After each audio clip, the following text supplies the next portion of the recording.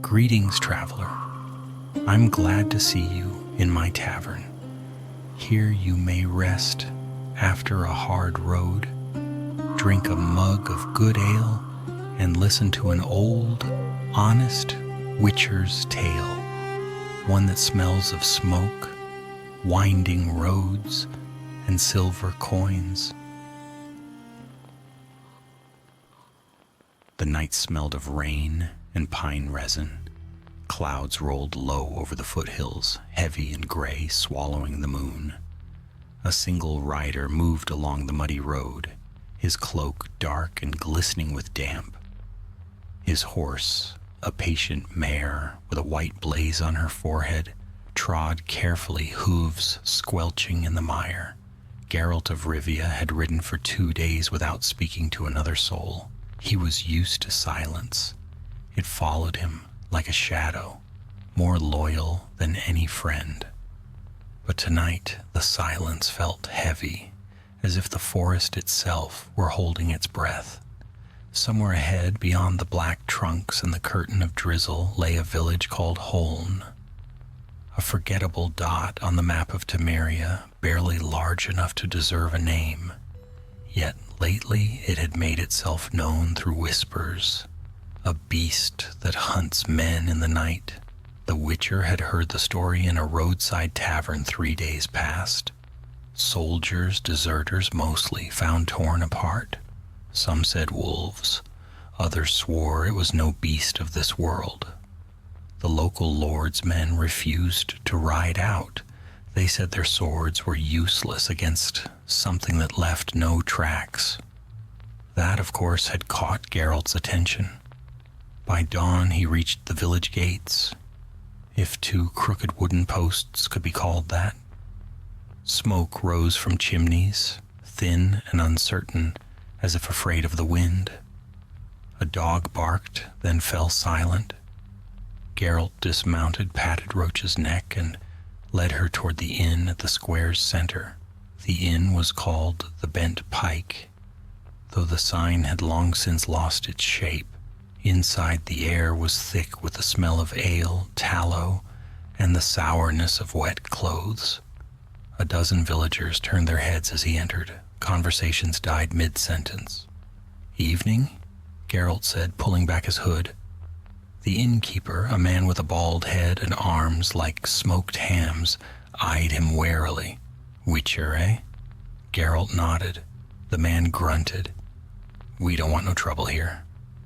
"I've come for the opposite," Geralt said. "Heard you've got something that needs killing." A murmur rippled through the room. A woman at the back made a warding gesture with her fingers. A drunk near the fire muttered, "Should have left it alone. Beast only takes soldiers, none of ours." The innkeeper looked from Geralt to the others as though expecting a protest. None came. Finally, he wiped his hands on his apron. "Talk to Mayor Haldrick, lives by the well. He'll tell you about your something." Geralt inclined his head. "My thanks." As he turned to go, the drunk by the fire spoke again, slurring his words. "You'll see, Witcher. It's no monster. It's punishment. For what they done?" Geralt paused. For what who did? But the man only laughed and stared into his cup. Outside, the rain had stopped. The clouds had begun to break, revealing a pale smear of moonlight. Geralt found the mayor's house easily. The largest one in the village, though that wasn't saying much. Its door was carved with a sunburst, faded and half-peeled. Mayor Haldrick answered after a moment, a stout man in a wool vest, eyes red from sleeplessness. When he saw Geralt, he exhaled, half in relief, half in fear. "Thank Melitele, you came. Tell me about your monster," Geralt said, stepping inside. Haldrick hesitated, then gestured toward the hearth. 3 men dead, all soldiers, deserters from the war in the north. They came here half a year ago, hired on as farm hands. Good workers, but he swallowed. 2 weeks ago, one went missing. Found him near the woods, torn up bad. Then another. and 2 nights ago, the third. Any witnesses? Only tracks. Strange ones. Like a man's, but with claws. My son swore he saw eyes glowing green in the trees. Geralt crouched by the fire, drying his gloves. Where? To the west, near the old watchtower. The place is cursed, they say. Been empty since the war. The Witcher nodded thoughtfully. I'll see it come morning. Haldrick wrung his hands. You'll kill it then? If it's a monster? And if it's not? Geralt looked up, his golden eyes catching the firelight. Then I'll find out who's pretending to be one. That night he took a room above the inn. He cleaned his swords, oiled his armor, and set out his elixirs in a neat row on the table. Cat, swallow, thunderbolt. Each vial shimmered faintly in the candlelight. Outside, the wind picked up, howling through the cracks in the shutters. Roach stamped in the stable below. The Witcher lay back on the straw mattress and closed his eyes. Tomorrow would bring tracks to follow, blood to smell, and truth to uncover. But for now, he listened to the night, to the whisper of the forest beyond the hills. Somewhere out there, something moved. Not quite beast, not quite man. And as always, Geralt of Rivia would be the one sent to find out what it truly was. He didn't yet know that this hunt would not lead him to a creature born of nature nor of magic, but of something far worse. It would lead him to a monster invented by men. The morning broke pale and cold, the air sharp with the scent of pine sap and wet earth. A soft fog clung to the hollows between the hills, veiling the edges of the village. Geralt rose before dawn, strapped on his swords, and left the bent pike without a word. The streets were empty save for a few chickens scratching in the mud from behind shuttered windows. Villagers watched him pass, some curious, others fearful, most pretending not to see him at all. He followed a narrow path westward toward the woods that loomed beyond the last farmsteads. The land sloped upward and the mist thickened, swallowing the road. Birds called from unseen branches. Geralt moved soundlessly, his senses sharp, his every step measured. He had walked paths like this countless times before, in countless forgotten places. And always there had been something waiting at the end. A beast, a curse, or worse. By mid-morning he reached the edge of the forest. The trees here were ancient, their trunks gnarled, roots twisting like the limbs of drowned giants. The damp earth bore prints, heavy boots, perhaps 2 days old, crossing paths with something else, deep, oddly spaced, half human, half animal. Geralt knelt, brushing the ground with his gloved fingers. The impressions were clear, but the gait wrong for a Leshen or fiend. The creature had moved on 2 legs, but its weight was uneven, erratic. He rose, unsheathing his steel sword, to clear a fallen branch. Not far ahead a crow cawed, and something rustled through the underbrush. Geralt followed the sound, quiet as a shadow, until he reached a clearing. There, half hidden among the roots of an oak, lay what remained of a campfire. Charred wood, scraps of uniform, a torn Temerian banner. He turned over a piece of cloth with his boot and saw a symbol burned into it, a stylized wolf's head drawn crudely in soot. He frowned. A jest or a warning? He muttered. A voice came from behind. Neither. A memory. Geralt turned. A woman stood among the trees, her cloak gray as the fog, her hands stained with herbs and ash. She was not young, but her face held the calm strength of one who had seen much and judged little. I didn't hear you approach, Geralt said. You weren't meant to, she replied. Few do when they come here. Name? Mira, I serve as healer to Holn. I gather roots and poultices for those still living, and bury what's left of those who are not. Her eyes moved to the charred remnants of the fire. 3 soldiers camped here before they died. I warned them not to. The land remembers. Geralt studied her, then the ashes. You know what hunts here. I know it is not born of nature, she said quietly, and not of any curse the priests would name. It hunts with purpose. It kills with reason. Geralt's gaze sharpened. You've seen it? Only its shadow. Mira knelt and traced a mark in the dirt, a footprint larger than a man's, long and narrow, the toes ending in hooked claws. I've seen wounds it leaves behind. Too clean, too precise. A predator doesn't kill like that. Then what does? She looked up at him, her eyes pale and haunted. Something that remembers being human. For a long moment, neither spoke. A breeze stirred the trees. Then Geralt turned away, following the faint trail that led deeper into the forest. Mira called after him.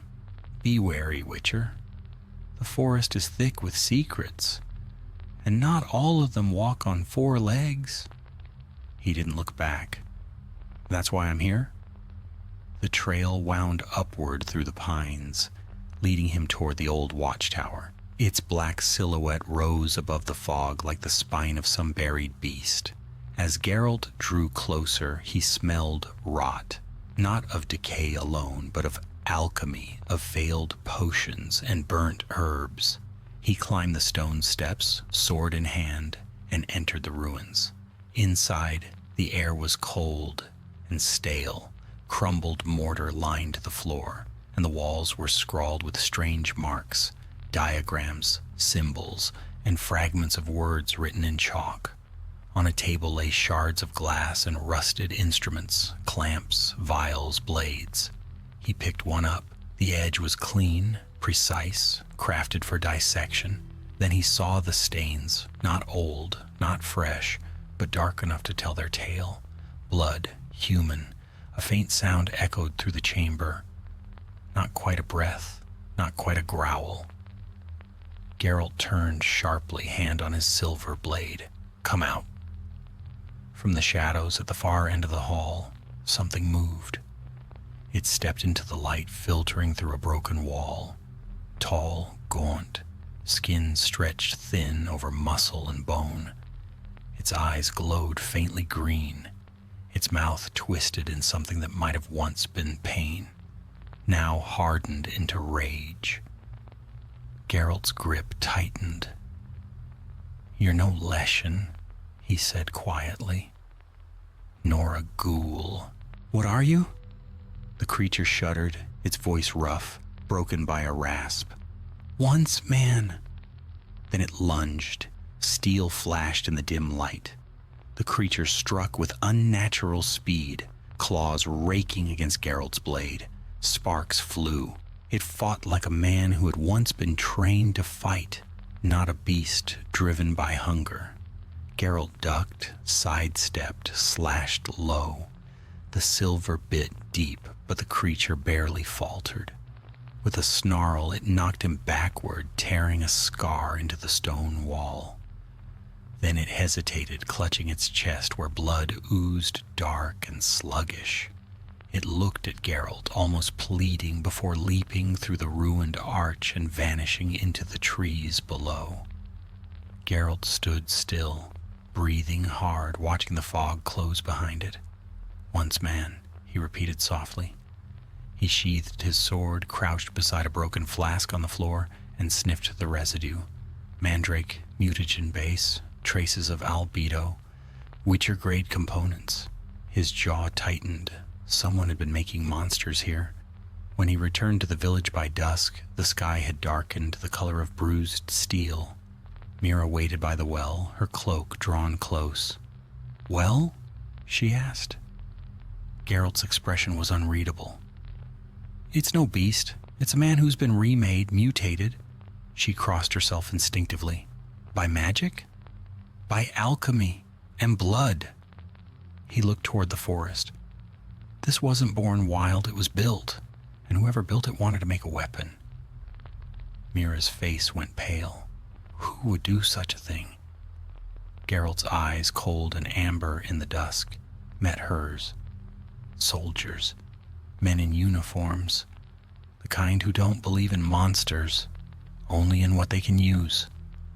The wind shifted, carrying the scent of smoke and iron from the woods. Somewhere in that twilight, a low howl rose, not the cry of any beast, but the echo of a human voice warped and broken by agony.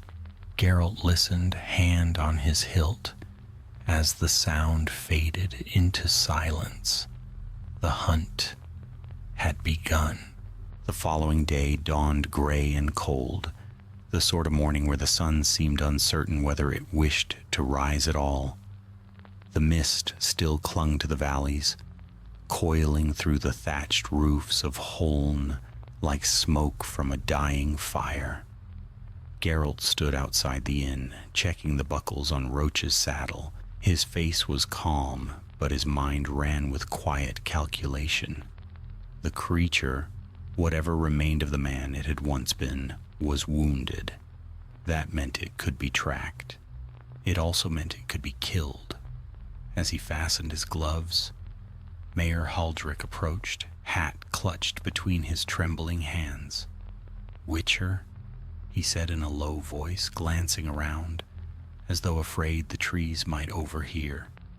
"You found it, didn't you?" "I found what's left of something that used to be a man," Geralt said. "You didn't mention soldiers experimenting in your hills." The mayor blinked. "Experimenting?" "Mutations, alchemy, human trials."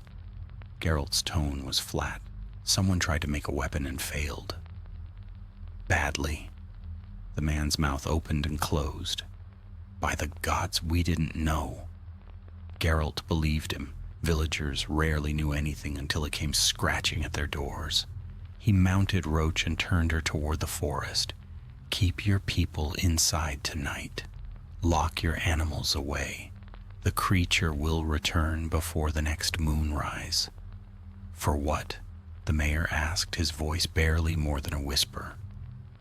Geralt met his eyes. "Vengeance." He rode out without another word. By noon the fog had thinned, but the forest remained dim and heavy with silence. Geralt followed a faint trail of blood through the underbrush, dark streaks on moss, the occasional broken branch. The signs were subtle but consistent. The creature was moving north, toward the foothills. He found the first body an hour later, a soldier in a Temerian coat, slumped against a tree, his throat slit so cleanly it could have been done with a scalpel. Geralt examined the wound. The cut was precise, not savage. Whatever the creature had become, it still killed with purpose. He searched the corpse and found a letter tucked beneath the breastplate, weathered, edges burnt, sealed with the mark of Temeria's 6th Division. The script was hurried, almost panicked. Operation Vark suspended. Survivors terminated by order of Captain Droven. Destroy all records, no witnesses. Geralt's jaw tightened. Vark. The name carried the weight of something deliberate. An experiment's code, perhaps, or a soldier's title before he'd been turned into a thing of rage and bone. He pocketed the letter and pressed onward. The forest steepened into rock and shale, the air colder. As he climbed, he began to see remnants of an old encampment, rotting tents, rusted cauldrons, empty vials scattered through the dirt, and beneath a half-collapsed canopy the remains of a laboratory, broken glass, dried stains, and rows of iron restraints bolted to a table. Geralt crouched beside one. Deep gouges marked the surface where someone had fought to escape. The shackles were torn open, not unfastened. torn apart by brute strength. "Vark," he muttered. He found a trail leading out of the ruins, footprints pressed deep into the mud, but these were fresher, smaller, human. Someone else had been here recently. Geralt touched the prints. Boots, military issue, heavy tread. Not Vark. The faint sound of metal striking stone reached him, a sword being drawn. Geralt turned, hand on his hilt, just as a voice barked from behind the trees. "Stay where you are, Witcher." 4 soldiers emerged from the brush, crossbows leveled. Their armor bore the faded crest of Temeria. One stepped forward, tall and broad-shouldered, with the sharp eyes of a man used to command. "Geralt of Rivia," the man said. "We meet at last." Geralt studied him in silence. "Captain Droven." "So you know my name." Droven smiled thinly. "That spares us introductions." "You've been cleaning up after yourself?" Geralt said. "The graves, the ruins, the monster." Droven's expression hardened. "You found it then?" "I found what you made." The captain's hand twitched on his sword hilt. "We made nothing unnatural. We tried to improve what already existed. The war needs soldiers who don't tire, don't bleed, don't run. You made a thing that kills its own," Geralt said coldly.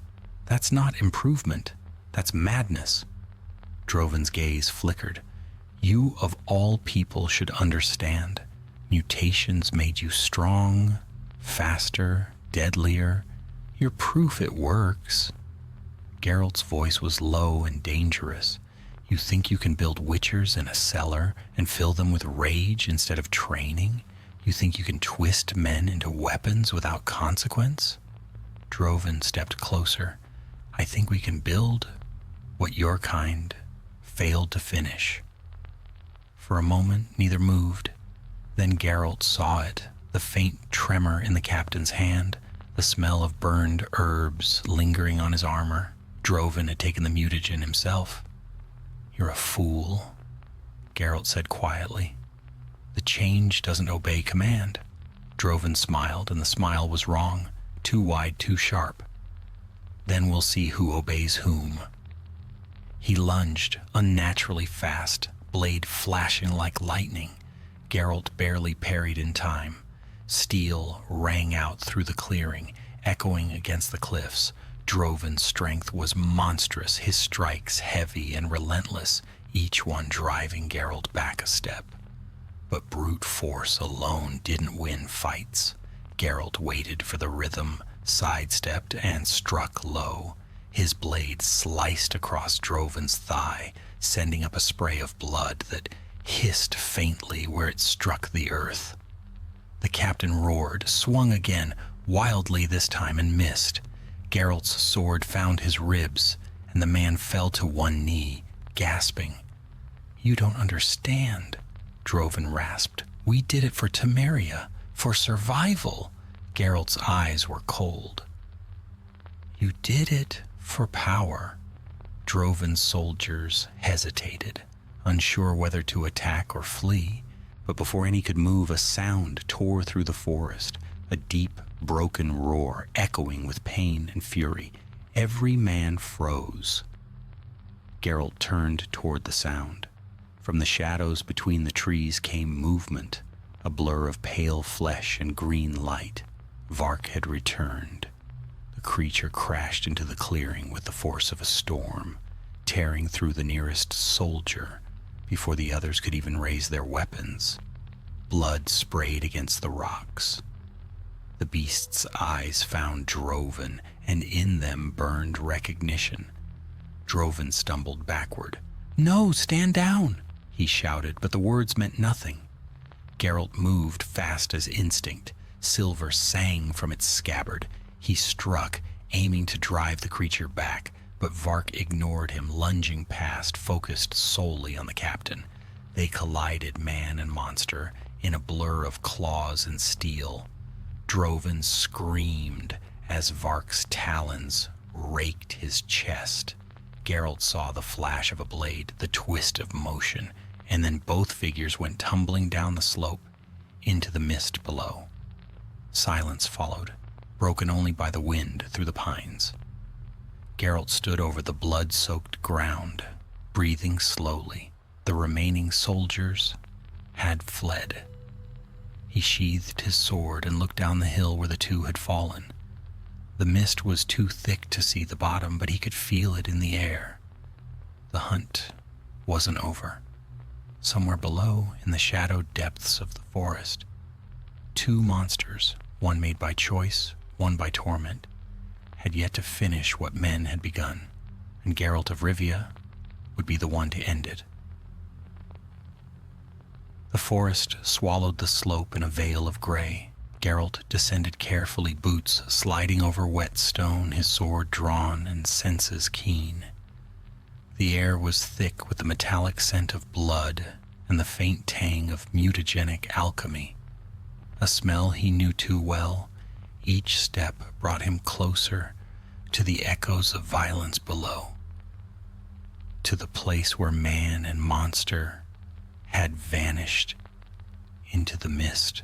He found the first sign near the stream, a smear of blood on a fallen branch, black in the half-light. The ground was torn, grass and roots upended by the struggle. Further on lay a broken crossbow, its string snapped, its wood bent as though crushed in an iron grip. Then, beneath the twisted roots of an oak, Geralt found Droven. The captain still lived, barely. His armor was shredded, his breathing ragged. His sword lay beside him, its edge dark with his own blood. He looked up as Geralt approached, eyes wide and wild with pain. "You shouldn't have come," Droven rasped. "Seems I wasn't given much choice," Geralt said, crouching beside him. "Where is it?" Droven's lips curled. "Gone. Hunting." He coughed, spitting blood. "But not for long. It'll come back. Always comes back. Why? It remembers me." His voice cracked into a laugh that wasn't laughter. "They all do." Geralt watched him silent. "How many were there?" Droven's hand twitched. 5. Soldiers, volunteers, brave men, or so I told them. We needed to match the enemy's witchers, to breed our own. Thought we could control the change, but it wasn't like your trials. No rituals, no masters, no balance, only pain. His eyes drifted upward, unfocused. They screamed for days. When the others died, I thought it was mercy, but Vark lived, and then he stopped being a man. Geralt said nothing. He had seen such folly before. Noble causes twisted by fear and ambition, men convinced they could outwit chaos. Droven's voice weakened. End it. End him. Before the thing he's become remembers what he used to be. Geralt looked at the man for a long moment. Then without a word, he rose and moved deeper into the fog. Behind him, the shallow rhythm of Droven's breathing faltered and was gone. The trail led north toward the high ravine where the forest thinned into rocky cliffs. The mist was lifting now, the air sharp with the promise of rain. Geralt followed the faint traces of the creature's passage, broken branches, deep prints in the mud, a streak of blood glistening on the stones. At last, he found Vark. The creature crouched beside a stream, its reflection rippling in the dark water. Its shape was man-like, yet wrong, bones jutting sharp beneath stretched skin, veins black with alchemical poison. Its face was torn by scars, but the eyes were still human, glowing faintly with that witcher green hue. Geralt stepped into view. "Vark?" The creature tensed, then turned, its breath harsh and uneven. "You know your name," Geralt said. "You remember." Vark's mouth twisted. The voice that came was thick, broken, more growl than speech. "Geralt of Rivia." The witcher's brows rose slightly. "So you do remember." Vark's hands clenched, claws scraping against stone. "He made us. Said we would be saviors. No pain, no fear, only strength. He shook his head slowly. But it was lies. I hear them still. The others? They scream in the dark. Geralt lowered his sword slightly. You don't have to keep killing. A low, hollow laugh came from the creature. Killing is all that's left. It's the only thing that keeps the pain quiet.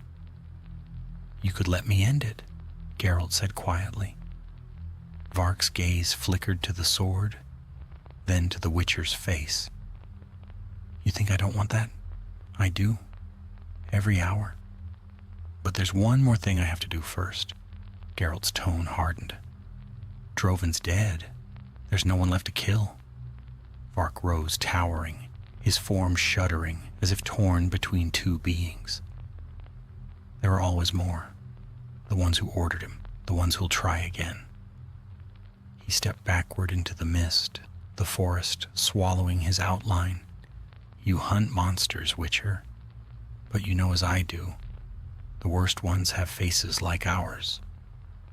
Before Geralt could move, the creature vanished among the trees. He returned to Holm by dusk. The sky had broken open, rain falling in steady sheets that hissed against the roofs. Mira was waiting for him by the well, her cloak soaked, her expression grim. You found it, she said softly. I did. Did you kill it? Geralt shook his head. Not yet. Her eyes searched his face. Why? Because he still remembers who he was, Geralt said. Because killing him now would solve nothing. He's not the only one responsible for this. Mira looked toward the dark line of forest. Then who is? Men, Geralt said simply. Men who think they can tame chaos, twist it into something useful they never learn. She hesitated, then asked quietly, Will he come here? Geralt's gaze shifted to the road leading north. If he does, it won't be for you. It'll be for them, the soldiers who helped Drovin, the ones who ran. The healer crossed her arms, her face pale. Then you'll go after him. Yes. She nodded once, resigned. Then you'll need this. From beneath her cloak, she drew a small pouch bound in leather. Essence of Fane root. It calms the nerves, slows bleeding. You'll find it useful. Geralt accepted it with a nod. You know alchemy well. Her lips curved in a faint, weary smile. Better than I wish I did. Holm was once a place of healers. Before the war, before the soldiers came with their potions and promises. He studied her for a moment. You saw what they were doing? I tried to stop them, she said. Drovin called it service to the crown. But I saw what they became, their skin gray, their eyes hollow. I buried 2 of them myself. Geralt's voice softened. You did what you could? Not enough. She looked up at him, rain glistening in her hair. End this, Witcher. For all of them. He nodded, mounted Roach, and turned toward the north road. The rain was heavier now, drumming against his cloak, blurring the edges of the world. Behind him, Holm faded into shadow. Ahead, the hills rose like ghosts beneath the storm. He rode without pause, following the faint traces of the creature's passing. Each print was a wound in the mud, deep and deliberate. The path led toward the mountain pass. The borderlands where deserters hid and patrols rarely ventured. As night fell, lightning split the sky, illuminating the jagged peaks. And for an instant, Geralt saw a figure standing atop a cliff, a silhouette broad-shouldered and motionless framed against the storm. Vark. Geralt spurred Roach onward, sword glinting in the flash. The storm swallowed them both, the Witcher and the monster born of man's own hand. 2 hunters drawn by the same fate. closing the distance that would decide whether mercy or death would rule the night. Thunder rolled across the highlands like the growl of an unseen beast. The storm had broken fully now, and rain came down in cold, relentless sheets. Geralt urged Roach through the mountain pass, the horse's hooves splashing through rivulets that ran like veins along the stone. Lightning split the sky, casting the jagged peaks into stark relief before plunging them back into shadow. He had tracked Vark's trail for hours, through the forest, up the ridge, along paths no sane man would walk by day, much less in storm and darkness. Yet the tracks were always clear, fresh, as if the creature wanted to be found. By the time Geralt reached the plateau, the rain had dulled to a steady drizzle. The air hung heavy, tasting of iron and smoke. A campfire burned ahead, faint but steady, shielded beneath the overhang of a cliff. And around it he saw shapes, men in armor, their cloaks marked with the royal blue of Temeria. Soldiers. Geralt dismounted silent as shadow and moved closer, keeping to the rocks. The soldiers were speaking in low, urgent tones. He counted 4, maybe 5. One stood apart from the rest, sharpening his blade with short, nervous strokes. Another poked at the fire, muttering. "Shouldn't have come this far north," one said. "Droven's gone. The Witcher's out there, and that thing." "Orders are orders," another replied bitterly. "We're to find whatever's left of the experiment and destroy it. Burn the notes, kill the witnesses. The Crown doesn't want rumors spreading." Geralt's eyes narrowed. So it hadn't ended with Droven? Someone higher still wanted the secret buried. A sudden sound broke through the rain, a low, guttural growl, close enough to make the soldiers freeze. "Gods," one whispered, "it's here." The fire guttered in the wind. From the darkness beyond, the light's reach came movement, slow, deliberate. Too heavy to be a man, the soldiers raised their blades, backs to the flames, eyes wide. Then the creature stepped into view. Vark. Lightning lit the scene for an instant, the wet sheen on his scarred skin, the claws dripping with rain, the green gleam of eyes that had once been human. The soldiers panicked. Crossbows fired, bolts whistling through the rain, but Vark moved with unnatural speed. One man fell before he could reload, his throat torn open. Another screamed as he was lifted from the ground and thrown into the fire. Geralt was already moving. He drew his silver sword and crossed the last stretch of ground in 3 swift strides. "Vark!" His voice cut through the chaos. "Enough!" The creature turned, breathing hard, his mouth twisted in a snarl. For a heartbeat, recognition flickered in those sickly eyes. Then rage returned, washing it away. The Witcher met him head on. Silver clashed with claws, sparks flying in the stormlight. The two circled, blades flashing, each strike met by another. Vark fought like a man who still remembered training but had forgotten restraint. Every blow was meant to kill. Geralt parried, twisted, riposted, his movements clean, precise, born of decades of practice. But the creature was strong beyond human limits, and each clash sent shock through his arm.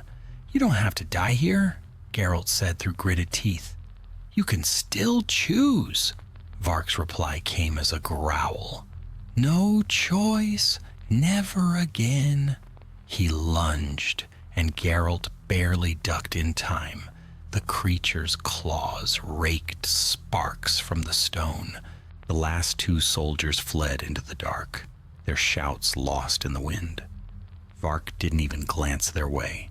His focus was wholly on Geralt. The Witcher switched his grip, feinted left, then struck low. His sword sliced through muscle, drawing a roar of pain.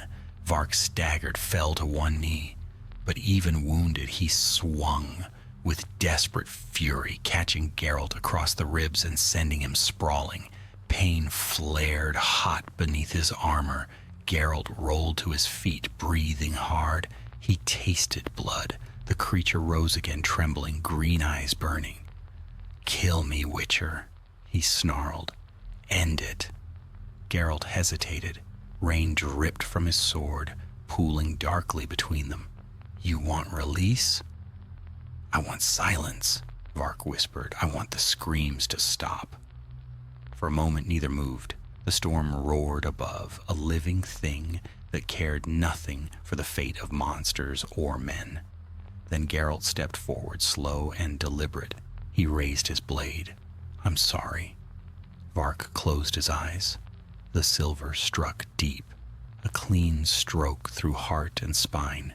The creature shuddered once, then went still. His breath left him in a long, rattling sigh. As he fell, Geralt caught him, lowering the twisted body gently to the ground. The Witcher knelt there a while, rain washing the blood from his hands.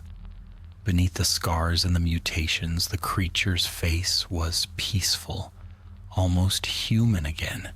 He whispered, "You should never have been made." By dawn, the storm had passed. Mist rose from the soaked earth, carrying the scent of pine and ash. Geralt stood beside the dying campfire, his armor streaked with mud and blood. Around him lay the remnants of the soldiers' camp, abandoned gear, scattered bolts, and one burned banner of Temeria. He found a satchel among the debris, sealed and marked with the royal crest. Inside were scrolls written in precise official hand. Project Vark. Phase 2. Successful prototype achieved. Further trials to resume at Kaer Morhen Fragment secured site. Geralt's brow furrowed. Kaer Morhen Fragment. That made no sense. The Witcher stronghold had been abandoned for decades. Whatever they meant by fragment, it could only be one of the old outposts, destroyed or forgotten ruins still hidden in the mountains. He burned the documents in the fire until nothing remained but ash. Some truths were too dangerous to let live. Then he turned to Vark's body. He dug a grave by the stream, using his silver sword as a spade. When the work was done, he covered the body with stones and placed a single wolf medallion, the creature's crude copy of one, atop the cairn. "Rest now," he murmured. "You've earned that much." Roach nickered softly behind him. Geralt mounted, casting one last glance toward the grave. The morning sun broke through the clouds, weak and cold. He rode slowly down the mountain path, the wind drying the rain from his cloak. The road ahead was long, and somewhere behind the veil of politics and war, men were already planning the next experiment. He knew it would not be the last time he hunted such monsters.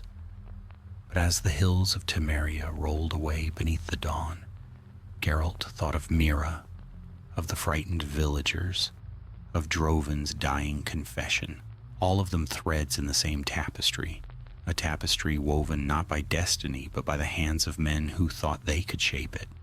He would stop them if he could, kill what needed killing, save what could still be saved. The path of a Witcher never truly ended. It only wound onward through storm and silence alike, and in its shadows lingered the memory of Vark, the monster invented by men, and the warning he left behind. The wind had shifted east, cold and sharp as a blade, sweeping down from the Mahakam peaks. It carried with it the scent of snow, though the season was still early autumn. Geralt rode with his cloak drawn tight, his hood low, his thoughts distant and heavy. Vark's death had ended one hunt, but not the trail it led to. The burned documents haunted him. The mention of a Kaer Morhen fragment, a secured site. Witchers kept few secrets even from their own kind, yet that name stirred something buried in memory. Years ago, he had heard Vesemir speak of the outpost of Harnsdale, an abandoned keep in the northern mountains. Once it had served as a training ground for alchemical research, left to ruin after the pogroms. If Temerian agents had found it, they might have unearthed things best left forgotten. And so Geralt rode north again, his only guide, the whisper of old ghosts. By dusk he reached the high valleys, where the land grew barren and steep. The path twisted through ridges scarred by rock slides and dark gullies that seemed to swallow sound itself. He passed no villages, no fires, no signs of life, only the caw of distant crows and the crunch of roaches' hooves over frost. At last, from a ridge above, he saw it, the ruins of Harnsdale. The keep clung to the mountainside like a wounded beast, half buried in snow and silence. Its towers had collapsed, its walls crumbled, but smoke rose faintly from the courtyard below. Someone was there. Geralt dismounted and approached on foot, every step measured. The wind moaned through broken archways, carrying with it the faint clang of metal. When he reached the courtyard, he saw makeshift tents pitched among the rubble, alchemical tools laid out on tables of cracked stone. 3 figures moved among them, men in scholars' robes, one wearing the insignia of Temeria's research corps. They spoke in hushed tones, their words nearly lost to the wind. Stable this time, the mutagen ratio holds. Too unstable, another countered. We'll need stronger material. The last subject burned from within. Geralt's voice cut through their conversation like a drawn blade. You're far from Oxenfurt for alchemy. The men spun, startled. One reached for a dagger, but Geralt's sword was already in hand, its tip glinting in the weak light. Witcher, the eldest gasped. You've no right to... No right? Geralt's tone was quiet, but it carried. You're playing with mutagens from Kaer Morhen's vaults. You're twisting men into beasts. Tell me whose orders you follow. The scholar swallowed hard. We serve Temeria by royal decree. Show me. The man hesitated, then produced a sealed parchment. Geralt tore it open. The wax bore the king's crest, but the writing beneath was darker, more desperate. An authorization stamped with the mark of a covert division, Department of Military Advancement, Alchemical Branch. Geralt's gaze flicked over the lines. You tried this before? Drovin's project? The scholar's hands trembled. He failed, but he proved it could be done. His notes led us here to continue the work with refinement. Refinement? Geralt's eyes narrowed. You call mutilating men refinement? They volunteered, the man protested. Convicts, thieves, they chose to serve their kingdom rather than die by the noose. Geralt sheathed his sword with deliberate calm. And what happens when your creation turns on you? The man's face tightened. We'll control it. We've learned from Drovin's mistakes. Geralt looked around. The vials, the sigils drawn in blood on the stones, the faint stench of burned flesh. You haven't learned a thing. He turned to leave, but before he could take a step, a scream split the air. It came from the tunnel leading into the mountain, high, raw, full of terror. Then came a crash and a burst of crimson light. The scholars froze. Geralt was already moving, sword drawn. He entered the tunnel at a run, his cat's potion heightening his sight. The corridor sloped downward, lined with rusted cages. At the end of the hall, something moved, something large, chained to the wall. It was a man once, but no longer. The body was swollen with mutagenic growths, skin split and gleaming like wax. Where eyes had been were now burning hollows, leaking greenish light. The chains rattled as it strained against them, shrieking. Geralt approached slowly, reading the signs. This creature had been born recently, the alchemical fusion incomplete. The smell of vitriol and blood filled the air. Then the chains snapped. The thing lunged, claws slashing, too fast for its bulk. Geralt rolled aside, the blow missing him by inches. Steel sang in the dimness, slicing deep across its arm. It barely slowed. He dropped a sign, Irden, glowing violet on the floor. The creature stumbled into it, slowed for a heartbeat, long enough for Geralt to drive his blade through its chest. The shriek that followed shook dust from the ceiling. The body convulsed, spasmed, then fell limp, oozing black ichor that hissed where it touched the ground. Geralt stood over it, breathing hard. Then he heard footsteps behind him, the scholars, drawn by the noise. One of them stared at the corpse, pale with horror. "It wasn't ready," he whispered. "We thought the formula was stable." Geralt's voice was ice. "You thought you could play gods." The eldest found his voice again. "You can't stop progress, Witcher. The wars won't end. If we don't make soldiers like you, Nilfgaard will. Someone must hold the line." Geralt turned toward him, eyes like molten gold. "Then you've already lost." Before the man could reply, Geralt swung. The flat of his blade struck him across the jaw, sending him sprawling.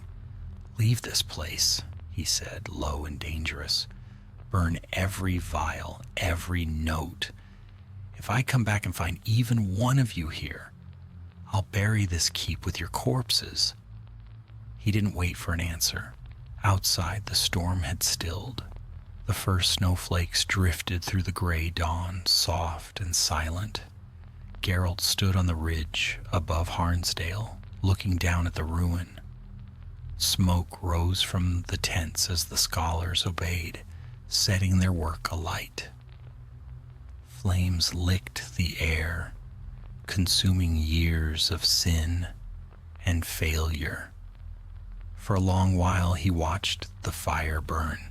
When at last he mounted Roach, the sun was rising over the peaks, a pale disk in a frozen sky. He turned southward toward the roads of men. Behind him the last sparks of Harnsdale flickered and died, leaving only the cold wind and the whisper of falling snow. In the stillness, Geralt spoke softly, a promise to the dead and the damned alike. No more monsters, born of man's pride, not while I still draw breath. Then he rode on, the wolf medallion at his neck glinting faintly in the new light, its silent hum fading as the haunted valley fell behind. Days passed beneath a sky the color of old steel. The path wound south through endless ridges, forests black with pine and heavy with frost. Geralt rode in silence, following no road, guided only by the instinct that always came after the killing was done, the restlessness that refused to die even when the hunt had ended. Harnsdale was gone. Its alchemists scattered to the wind, their notes burned. Yet Geralt knew it was not over. Secrets like that never died cleanly. They clung to men's minds like rot in the bones. Someone, somewhere, would begin again. He stopped by a frozen stream at dusk, letting Roach drink from a hole he broke in the ice. The Witcher knelt beside her, washing the soot and blood from his hands. The water ran red for a moment, then cleared. "Monsters made by men," he muttered, staring at his reflection. "And men made worse than monsters." He thought of Vark's final words. "The worst ones have faces like ours." The wind rose, carrying the whisper of trees, and somewhere in it he thought he heard a voice. Mira's, perhaps. End this, Witcher. For all of them. He rode through the night, the land sloping downward until the forest thinned and the plains opened before him. Fields lay fallow beneath frost, villages tucked close to the shelter of walls. He passed one such place, a hamlet called Dalmere, where the people eyed him as though he carried death in his saddlebags. The inn was small, but it was warm, the hearth bright with peat fire. The innkeeper, a broad woman with sharp eyes, served him stew and bread without question. Witchers were not so rare now. Wars had taught peasants that sometimes it was better to hire one than pray to gods who no longer listened. As he ate, a man slid into the seat opposite him, tall, narrow-faced, wearing a merchant's coat too fine for the mud of the road.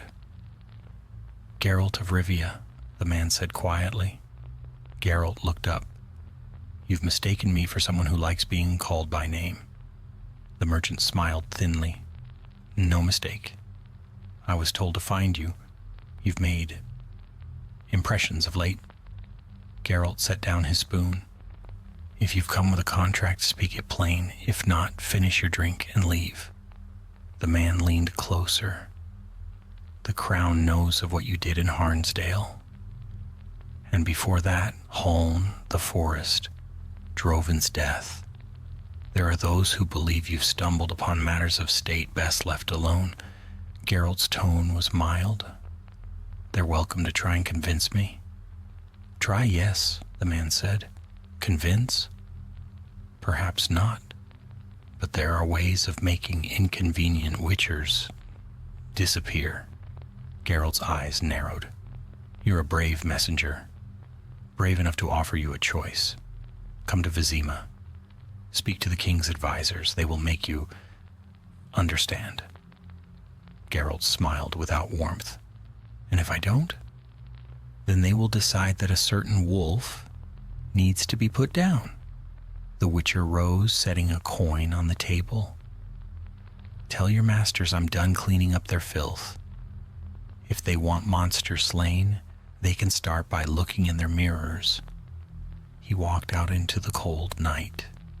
The air was crisp, the moon bright as burnished silver. Behind him the inn's door shut with a soft thud. 2 nights later he reached the crossroads near the Temerian border. Snow began to fall, soft and steady, muffling the world in silence. Ahead, torches flickered. A checkpoint.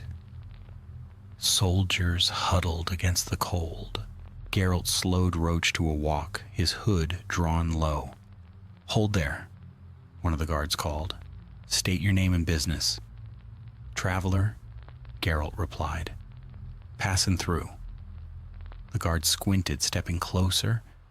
Then recognition flashed in his eyes.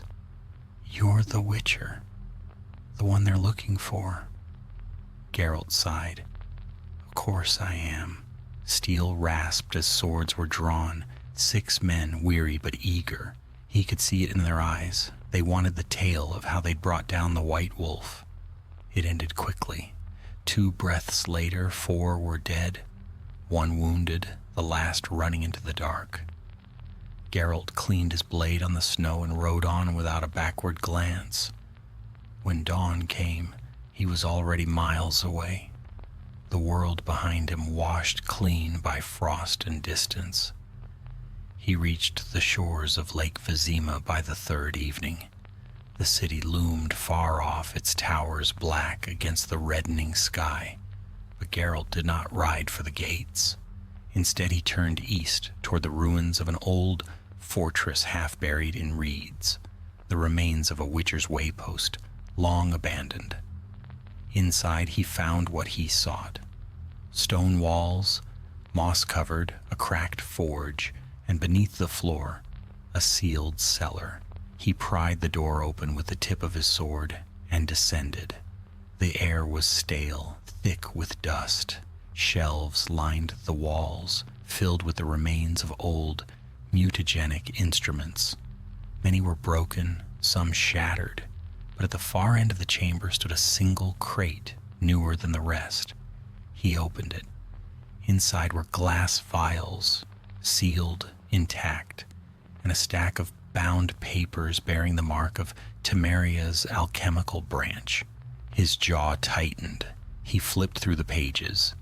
Each one was detailed with precise handwriting, formulas, anatomical diagrams, and test records labeled with familiar names. Project Vark. Phase 2. He cursed softly. They had moved the research again, hiding it beneath his own people's ruins. Something shifted behind him, a faint scrape of boot on stone. Geralt turned. From the shadows stepped a figure in a dark coat, hood drawn low. A woman's voice spoke, calm but edged with steel. "You shouldn't have come here." "Mira." She lowered her hood. Her face was pale, older somehow, the healer's warmth replaced by resolve. "They followed you. I had to get here first." Geralt looked at the papers. "You knew?" "I suspected. When you burned Harnsdale, they didn't stop. They simply moved what was left. I came to destroy it, but..." She hesitated. "It's too late. They've already sent samples south, to Redania, perhaps even Nilfgaard." Geralt's eyes narrowed. "You're certain?" "I saw the couriers leave with my own eyes." She looked at him steadily. "It will spread, Geralt. Beyond one kingdom, beyond control." He stared at the vials, at the dark fluid shifting within them. "Then we burn it again." Together they set to work. Geralt broke open the oil casks, spreading pitch across the floor. Mira stacked the papers, hands steady despite the tremor in her breath. When all was ready, she struck flint to steel. Flames leapt high, hungrily devouring the past. As the fire climbed the walls, Mira turned to him. "They'll hunt us for this." "They already were," Geralt said. "Now they'll have reason." The ceiling groaned as the heat spread. They ran, emerging into the frozen dusk just as the old waypost erupted in light. The flames rose behind them, painting the sky gold and red. Mira looked back once. "What now?" Geralt tightened Roach's reins. "Now we find who's next, before they find us." And so, under a bleeding sunset, they rode east together, the Witcher and the healer bound by fire and the burden of men's sins. Behind them, the ruins burned until nothing remained but smoke curling toward the indifferent stars. Night came cold and brittle over the eastern plains. The road unfurled before Geralt and Mira in a ribbon of frost, winding between bare birches and the black outline of distant hills. Behind them, the burned ruins of the waypost were no more than a fading glow on the horizon. Neither spoke for a long while. The wind's sigh and the soft rhythm of Roach's hooves were the only sounds in the world. At last, Mira broke the silence. "They won't stop. Not for you, not for me. You destroyed their work, embarrassed them, but that will only make them more desperate." Geralt nodded. "I know. And you still mean to keep fighting?" "I don't know how to stop." Her gaze lingered on him, unreadable. "There's something tragic in that, Witcher." Geralt grunted. Tragic would be letting their monsters walk free. They rode until the moon reached its zenith, pale and watchful above the clouds. When the air grew too bitter, they found shelter in the ruins of an old toll house by the river. Geralt kindled a small fire, more for light than warmth. Mira sat close, her cloak drawn tight, eyes reflecting the flickering flames. "You've been in war, haven't you?" she asked quietly. "Too many? And you still think the worst evil is men like Droven? Scholars and captains?" "The worst evil," Geralt said, "is always the one that starts with good intentions." He fell silent, staring into the fire. The crackle of burning wood reminded him of screams of alchemic fires and failed experiments. He saw again the face of Vark, torn between man and beast, pleading for release. He could not forget. When dawn came, they crossed the river on a half-rotted bridge, frost crunching beneath their boots. The land beyond was wild and lonely, scattered with thorn scrub and old battlefields. Here the scars of war still lingered, helmets buried in mud, bones half swallowed by moss. Ravens circled above, black smudges against the rising sun. Mira spoke little. She rode beside him, her eyes fixed ahead, though Geralt sensed her thoughts were elsewhere. She carried a weight now, the same kind he had borne all his life. By midday they reached a crossroads and a signpost marked with 3 names, Novigrad, Aedirn, and Sedaris. Geralt studied it for a moment. Where were the couriers bound? East, she said, Redania. He turned Roach toward that road. Then east it is. They traveled for 2 days without incident, keeping to the lesser paths where soldiers and tacksmen rarely went. Each night they camped near running water, taking turns at watch. On the 3rd morning, Mira found the first sign that they were being followed, a set of boot prints, light but deliberate, moving in step with their own. They've sent trackers, she said grimly. Geralt crouched, studying the prints. Professionals, at least 4. They know how to cover distance. Can you lose them? He shook his head. Not for long. They'll keep to the wind, move by night. But they won't risk attacking until they're sure. And when they are, then we kill them before they kill us.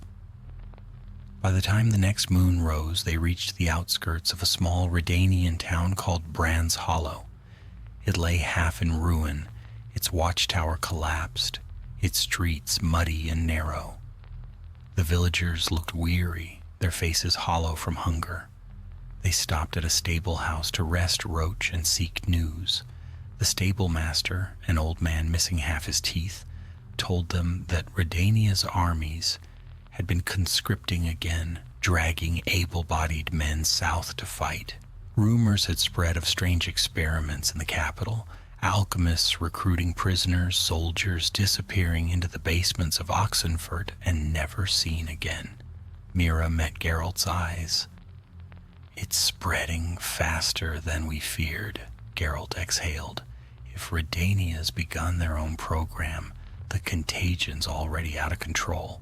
Before they could speak further, a shout came from outside. Witcher Geralt of Rivia. He turned. 4 men stood in the street, cloaked and armed, their armor bearing no insignia. Behind them, the townsfolk scattered, ducking into doorways. The leader stepped forward, face shadowed beneath a hood. You've been difficult to find, the man said. His voice was calm, too calm. The crown sends its regards. You're to come with us. Geralt's hand hovered near his sword. To where? Vizima or Oxenfurt? Depends on how you answer. I'll pass, steel whispered from scabbards. That wasn't a choice. The street erupted in motion. Geralt moved first, drawing his blade in a silver flash. The first man fell before he could blink, throat open to the chill air. The second struck from the side, his dagger glancing off Geralt's armor, and the Witcher spun, parrying and driving a knee into the man's gut. Mira raised her hands, murmuring words of old speech. A flare of blue light burst from her palms, sending another assailant reeling backward, eyes seared blind. But the 4th man was faster. He caught her by the arm, twisting hard, pressing a knife to her throat. Drop it, Witcher, he snarled. Geralt froze, blade at the ready, eyes narrowing. The man's hand shook slightly, just enough. Last warning. Geralt's voice was a low growl. You should have taken mine. He cast Ard, a shockwave of invisible force that hurled the man back like a rag doll. The knife flew from his hand. Geralt's sword finished the rest. When it was done, the street was silent again. Only the wind moved, tugging at cloaks and scattering dust. The townsfolk peered from their windows, terrified but curious. Geralt wiped his blade clean and sheathed it. "You all right?" Mira nodded, breath unsteady. "You shouldn't have risked that. I don't let knives stay near throats." He bent to search the bodies. Each man carried the same insignia sewn inside their cloaks, a stylized crown wrapped in thorns. Not soldiers then, agents. He found a letter among their things, sealed with red wax. Breaking it, he read, "By order of His Majesty's Council, retrieve or eliminate the Witcher, Geralt of Rivia, and the healer Mira. Their destruction of state property constitutes treason. Samples recovered from the field to be secured at Oxenfurt Laboratory." Geralt's expression hardened. He handed it to Mira. "They've got samples," she murmured, "even after we burned everything." "They always have more," Geralt said quietly. He looked east toward the faint shimmer of the river that led to Oxenfurt. The sky above was dark with gathering clouds. "They'll never stop on their own," he said, "so we'll stop them." Mira hesitated, then nodded. "Together, then. Together?" And so they left Brand's Hollow behind, two figures riding into the gathering storm, one born to slay monsters, the other to heal them, bound for a city where men once dreamed of knowledge but now forged nightmares in its name. As they rode, thunder rumbled faintly in the distance, echoing like drums of war. The wind carried the scent of smoke once more, and Geralt knew the fire they'd kindled in Harnsdale was only the first of many yet to come. The wind turned bitter as they rode east. Clouds crawled across the sky, heavy and dark, promising rain before nightfall. The road twisted through barren land, a place once fertile, now stripped bare by war and harvest alike. Dead trees leaned over the ruts, and the air smelled faintly of smoke from distant hearths, or perhaps from fields burned clean of corpses. Geralt and Mira said little. The events at Brand's Hollow hung between them like an unwelcome specter. Geralt had seen the look on Mira's face as she read that letter. Anger, yes, but also despair. The deep weariness of one who has watched goodness rot from within. He understood it all too well. By midday they reached the banks of the Pontar. The wide river ran gray and swollen beneath the lowering sky. On the opposite shore, smoke rose from the chimneys of Oxenfurt, once a city of scholars, now half an armed camp. Banners fluttered from the towers, and patrols moved along the walls. Mira drew her cloak tighter. "If we cross here, we'll be seen. The bridges are guarded." "Then we don't use the bridges," Geralt said. He dismounted, scanning the shoreline. A mile upstream, a cluster of barges was moored at a small ferry landing. "There." The ferryman was a broad-shouldered man with a pipe clamped between his teeth, his beard stiff with river frost. He eyed them suspiciously as they approached. "No passage today," he said gruffly. "Orders from the city. Nobody crosses without writ or escort." Geralt tossed him a small pouch. The clink of coins softened the man's resolve. "Writ enough for you?" The ferryman hesitated, then shrugged. "Aye? Get aboard quick, before the guards come sniffing." They crossed under a sky bruised with clouds, the oars creaking in rhythm with the water's lap. Mira watched the city grow closer, its towers reflecting dull light on the river. "I studied here once," she murmured. "Before the war. The university had gardens then. The air smelled of lilacs, not smoke." "Things change," Geralt said. "Not always for the better." The barge struck the far bank with a soft jolt. They disembarked and led their horses into the cover of the willows. The ferryman pushed off without a word, already pretending he hadn't seen them. Beyond the reeds, the road curved toward Oxenfurt's southern gates. Soldiers manned the walls, and banners bearing the red griffin of Redania snapped in the wind. Geralt took in every detail: the guard rotations, the spacing of the torches, the pattern of patrols. Years of surviving sieges had taught him the art of slipping through cracks. "Not through the gates," he said. "There's an old aqueduct beneath the eastern wall, forgotten by most." "You've been here before?" Mira asked. "A long time ago. Different troubles then." They skirted the city's edge, keeping to the shadows until they reached the low hills beyond the eastern wall. There, hidden among brambles and half-buried stones, lay a narrow archway, the remains of the aqueduct entrance.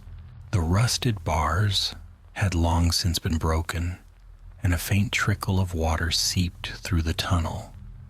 Geralt lit a small lantern and stepped inside. The air was damp, carrying the scent of mold and rust. The walls closed around them, echoing each footstep. Rats scattered before their light. After half an hour of winding passage, they reached a grate leading upward into a cellar.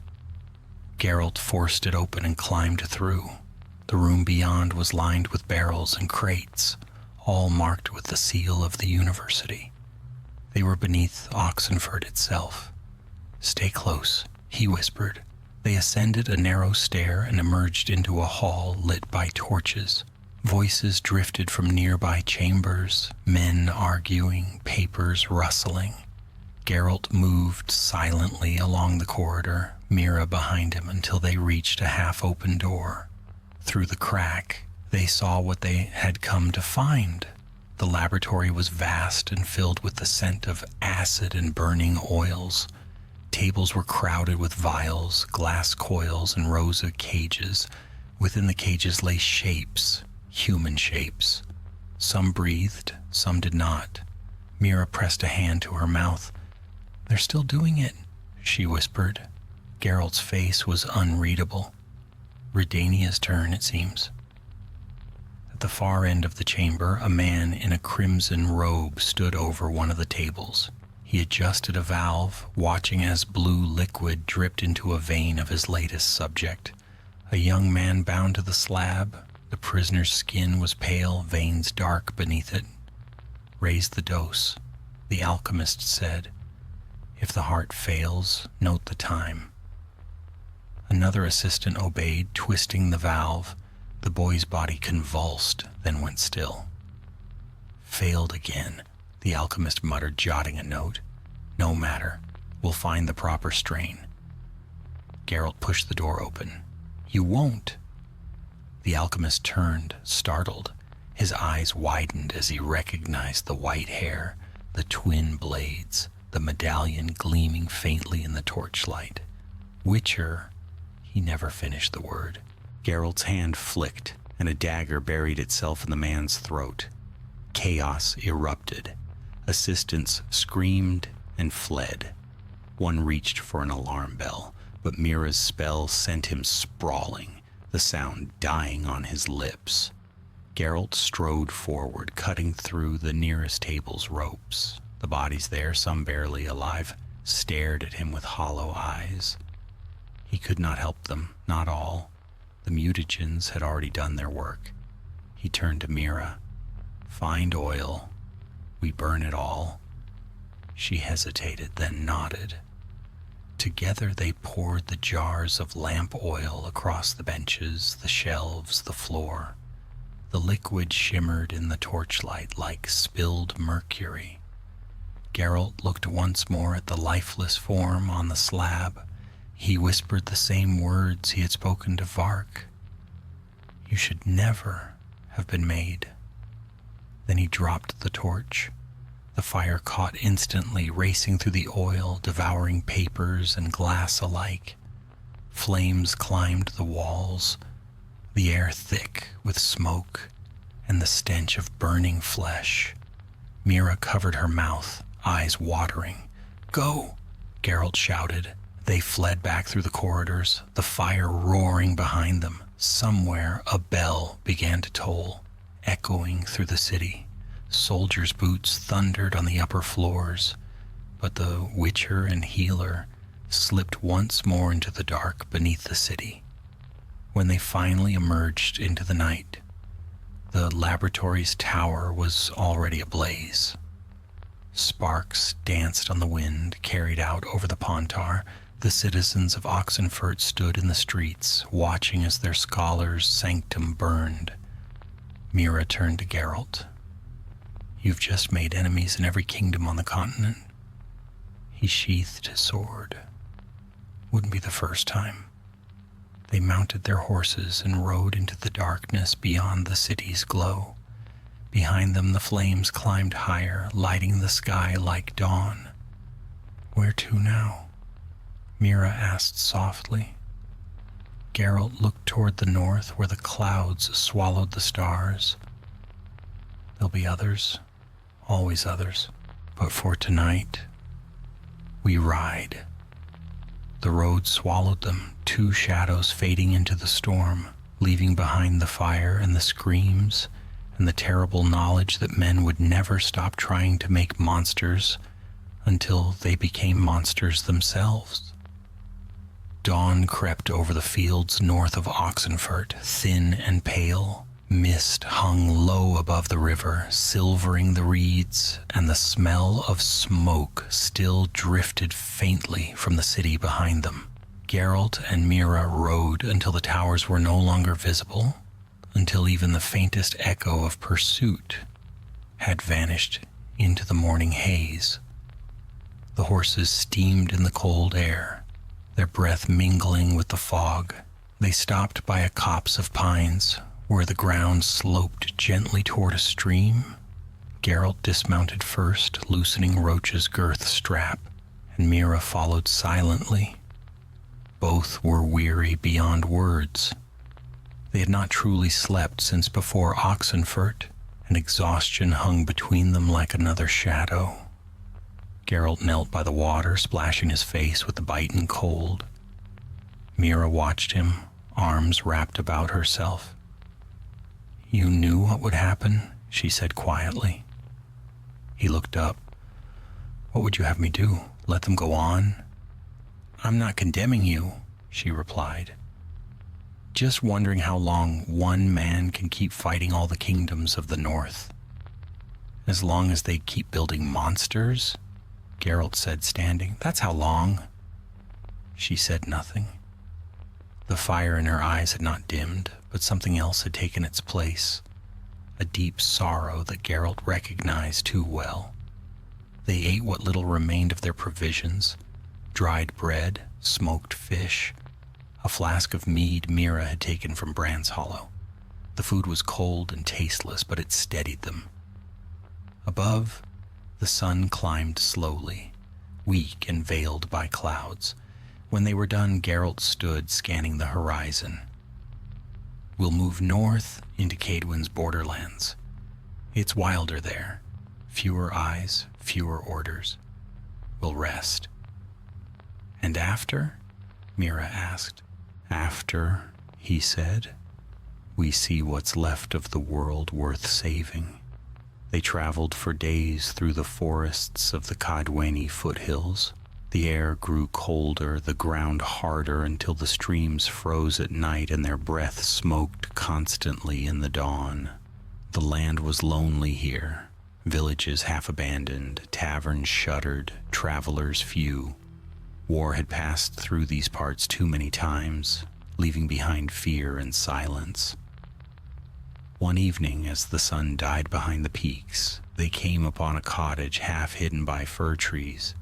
Smoke curled from its chimney. Geralt felt something stir in the medallion at his throat, a faint vibration, the whisper of magic. "Someone lives here," he said. And they're no ordinary hermit. Mira's hand drifted toward the satchel at her side, where her own talismans hung. Friend or foe? Let's find out. The door opened before they could knock. An old woman stood framed in the firelight, her back straight despite her years. Her eyes were sharp and clear, catching every detail of them at once. Witcher, she said simply, and the healer who rides with him. Geralt inclined his head. You know us. Names travel fast on the wind when fire follows them, the woman said, stepping aside.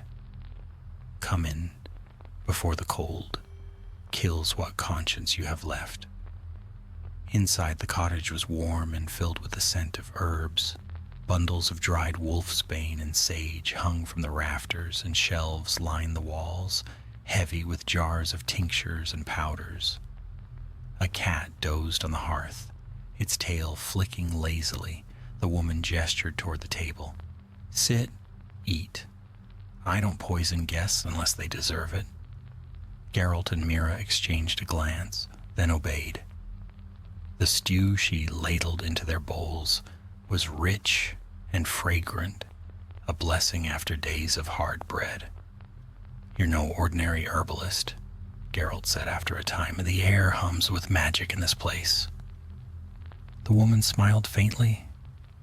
Once they called me Iola of the Glade, a priestess of Melitele before the temples burned. Mira's eyes widened. I read of you. They said you disappeared after the Nilfgaard raids.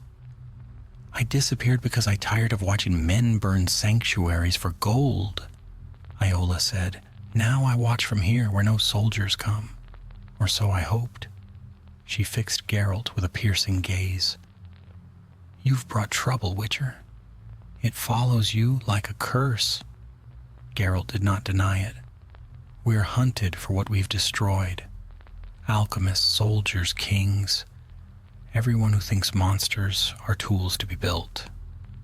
I've heard, she said softly. Oxenfurt burns.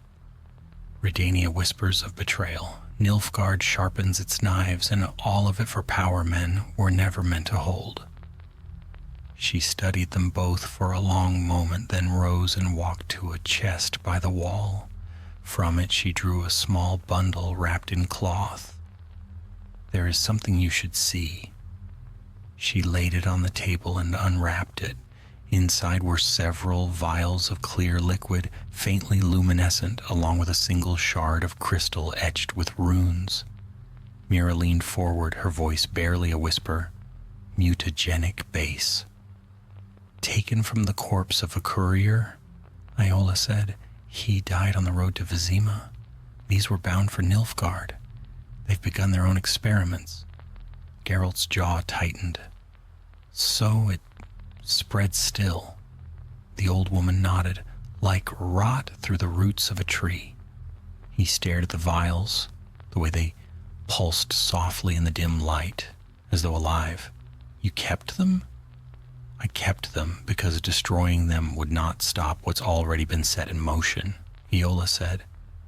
You could burn every lab, kill every alchemist, and still men would find a way to rebuild the fire.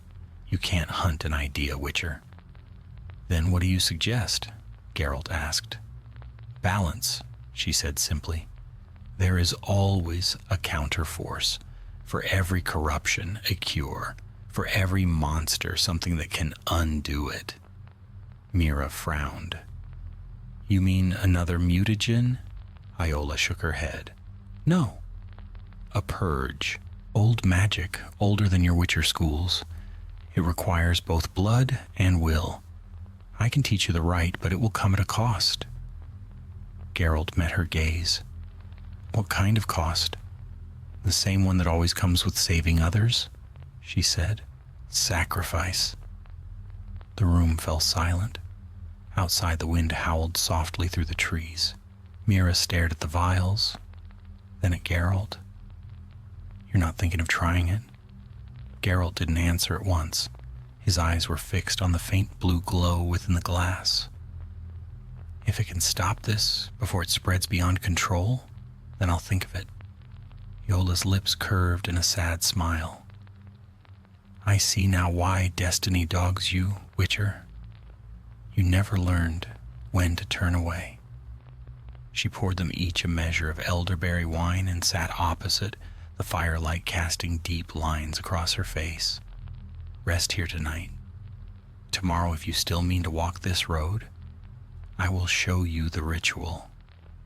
Mira hesitated.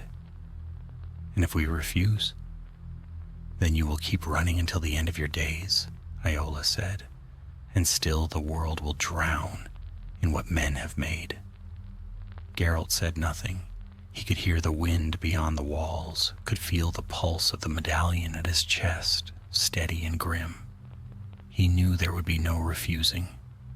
That night, as the storm broke over the valley, Geralt lay awake beside the dying fire. Mira slept fitfully nearby.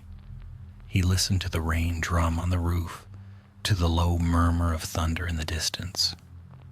He had seen many wars, many monsters, many evils, but none had ever felt so close, so human. And somewhere beyond the storm, he sensed that this battle, the one born not from claws or curses, but from ambition and pride, would be the hardest he had ever fought. The morning came gray and still, the storm's echo lingering in the valleys, mist coiled about the trees like breath from the earth, and the world seemed caught between waking and dream. Geralt rose before dawn, as always. The air was sharp with pine and cold stone. In the hearth, the embers still glowed faintly, painting the shadows in dull red. Mira slept beside the fire, her hand resting on the hilt of the knife she had taken to wearing even in sleep, the habits of hunted souls. Iola moved silently about the cottage, grinding herbs in a stone mortar. The rhythmic scrape of pestle against bowl filled the small room. She did not speak until Geralt had stepped outside, letting the door close softly behind him. The Witcher breathed in the chill, scanning the tree line. The snow had begun to melt, leaving behind a crusted sheen on the needles and a faint gleam of sunlight breaking through the cloud cover. When he returned, Iola was waiting by the table. In the center lay the crystal shard and the vials of mutagenic fluid, now placed within a circle drawn in ash. Mira stirred and sat upright, blinking sleep from her eyes. So, Iola said, you still mean to take the path I offered? Geralt nodded once. The old priestess studied him. The purge is no simple working. It was meant for poison that infects the land, not the blood of men. You will need to become the vessel, the bridge, through which corruption is drawn out and broken. I've carried worse, Geralt replied. You misunderstand. Her gaze hardened. It will not be your body that breaks, but what remains of your soul. Mira stood.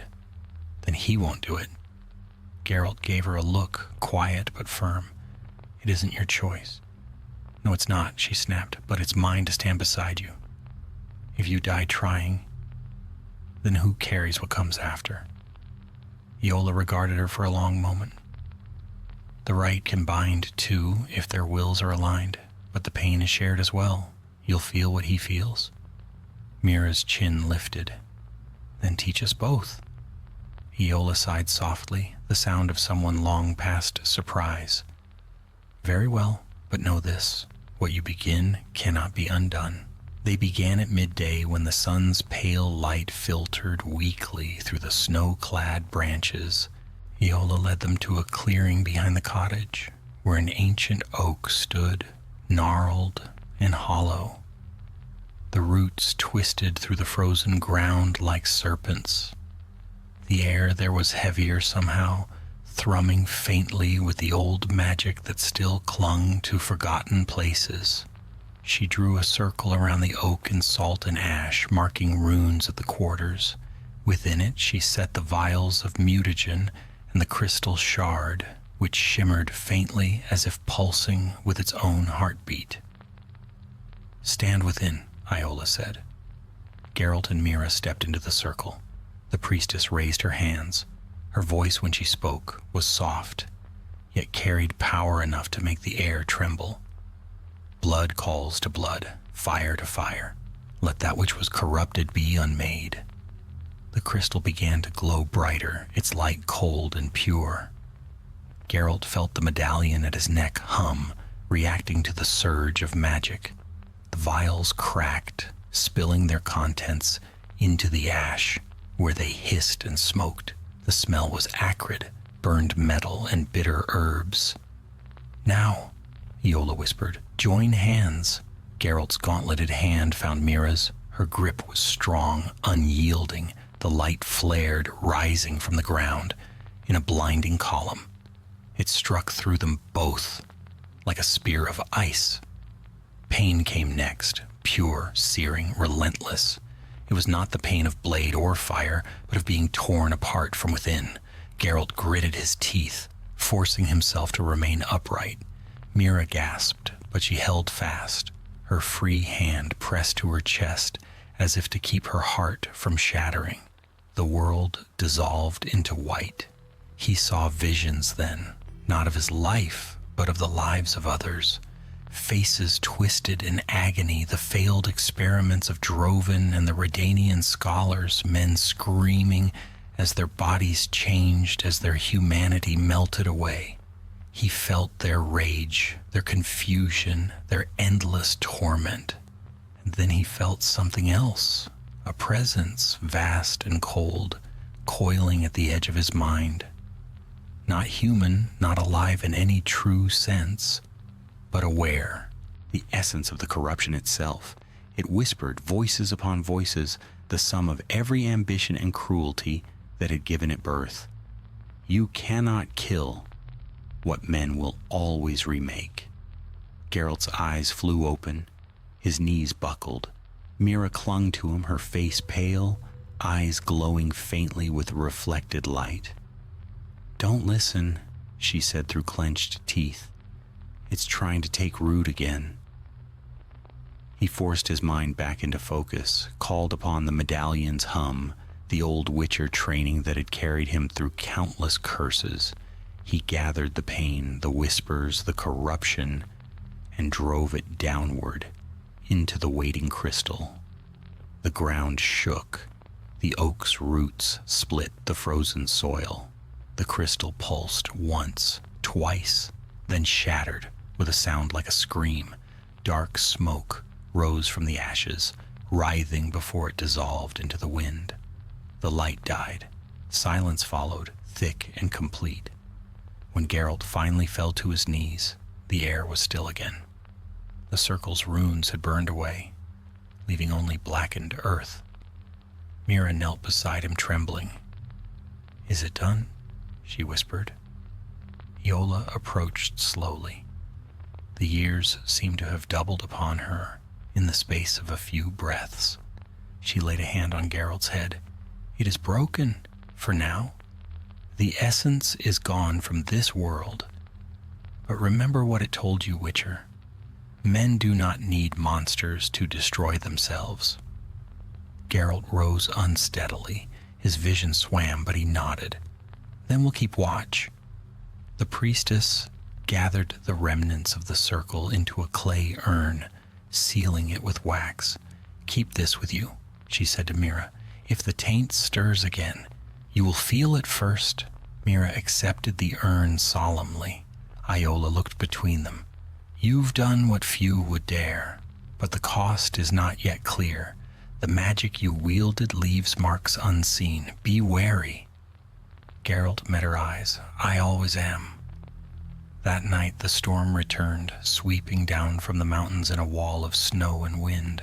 Inside the cottage, the three of them sat before the fire, the warmth a fragile thing against the chill. Mira's hand shook slightly as she traced the lines of the urn. "Do you think it will hold?" she asked. "For a time," Iola said, "but corruption like this, never truly dies. It sleeps, waiting for greed to wake it again. Geralt stared into the flames. Then we'll be there when it does. The priestess gave a weary smile. Perhaps, but every generation must fight its own monsters, Witcher. You cannot kill them all. He didn't answer. The fire crackled softly, and outside the storm howled over the frozen hills. When sleep finally claimed him, Geralt dreamed of the oak in the clearing, of roots that reached deep into the dark earth, drinking from the same corruption he had tried to destroy. And beneath the soil, faint and distant, something stirred, watching, waiting. He woke before dawn, sweat cold on his skin. The fire had burned low, and Mira slept beside him, peaceful for once. He rose quietly and stepped outside into the snow. The wind was still. The world gleamed white beneath a bruised sky. For a moment it was beautiful, untouched, unspoiled. But Geralt of Rivia knew better than to trust such peace. The morning after the rite dawned, in hues of pearl and iron, the storm had blown itself out, leaving the forest glazed in silver frost. The air was so cold that every breath came as a ghost. Geralt stood at the edge of the clearing where the oak loomed, its trunk blackened, its roots steaming faintly, where the ashes of the ritual circle still smoldered. The world looked scrubbed clean, and yet he knew the truth. Evil did not die so easily. It only changed its shape. Behind him, Mira and Iola moved about the cottage, preparing for departure. The old priestess had insisted they leave before midday. Too much power has been stirred, she had said. The land will remember, and not kindly. Geralt tightened the strap on Roach's saddle. His fingers were stiff from cold, and every movement reminded him of the exhaustion buried deep in his bones. The ritual had drained more than strength. It had taken something invisible, a spark he could not name. The medallion at his neck hung silent, as if mourning. Iola stepped from the doorway, cloak wrapped tightly about her thin frame. The light caught the silver in her hair. "You feel it, don't you?" she said softly. Geralt did not look up. "Feel what?" "The emptiness," she replied. "When you draw darkness out, it leaves a hollow. Be wary of what tries to fill it." He gave a brief nod. "You've done much, priestess." "We owe you?" "You owe me nothing, Witcher. Only remember what you learned here." She placed a small pouch in Mira's hand. "For the road, powdered rue and monk's leaf. Should the corruption ever whisper again, burn this." Mira bowed her head. "Thank you." The priestess's gaze lingered on her softer now. "You walk a dangerous path, child. Not every healer can bear the company of death for long." Mira's answer was quiet but steady. "Then I'll walk as far as I can."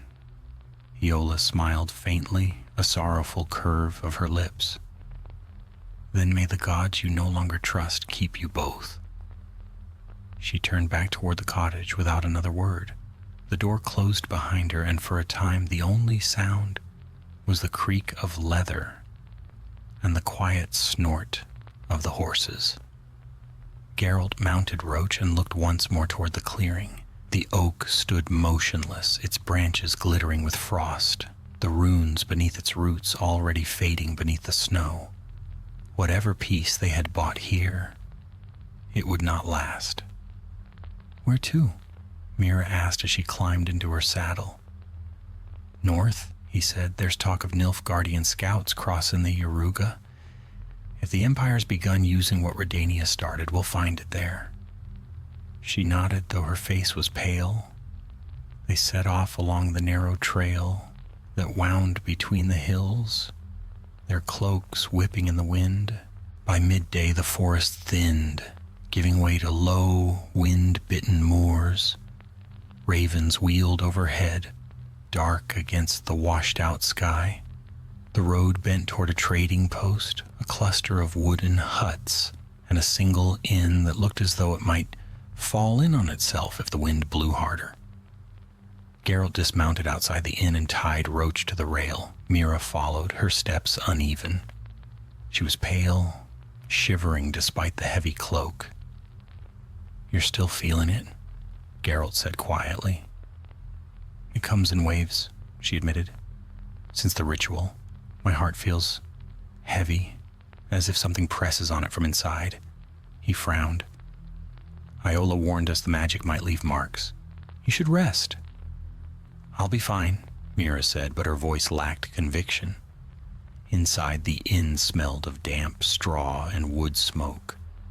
A few travelers huddled near the hearth, their faces drawn, their clothes marked by long roads and bad weather. The innkeeper, a bearded man, with arms like tree trunks, eyed them warily. "Rooms are dear," he grunted. "Food dearer still." Geralt dropped 2 silver coins on the counter. "Then we'll take both." They ate stew that tasted mostly of salt and barley. Mira barely touched hers. She sat staring into the fire, her expression distant. Geralt studied her, saying nothing. He had seen the same look in soldiers too long at war, the quiet dread that comes when a wound festers unseen. When the others had gone to sleep, he drew his chair closer to her.